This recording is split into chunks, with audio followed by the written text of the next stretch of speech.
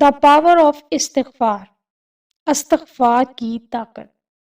استغفار کے بارے میں یہ قصہ امام احمد بن حنبل کی زندگی سے ہے، جنہیں اسلام کے ایک مشہور عالم اور فقہ دین سمجھا جاتا ہے۔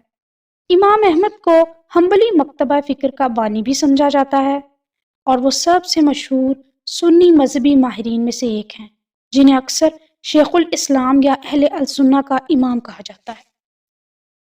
بڑھاپے میں ایک دفعہ جب امام احمد سفر کر رہے تھے تو ایک بستی کے پاس آ کر رکے۔ نماز کے بعد وہ مسجد کے صحن میں رات گزارنا چاہتے تھے، کیونکہ وہ شہر میں کسی کو نہیں جانتے تھے۔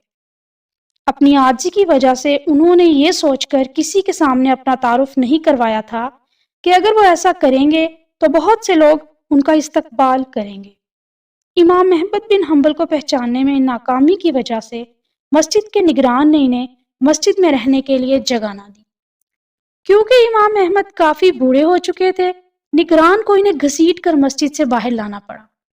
یہ دیکھ کر قریب کے ایک نان بھائی کو اس شخص یعنی امام احمد پر ترس آ گیا اور انہیں رات کے لیے میزبانی کی پیشکش کر دی۔ نان بھائی کے ساتھ قیام کے دوران امام احمد نے دیکھا کہ نان بھائی مسلسل استغفار کا ورد کرتا ہے۔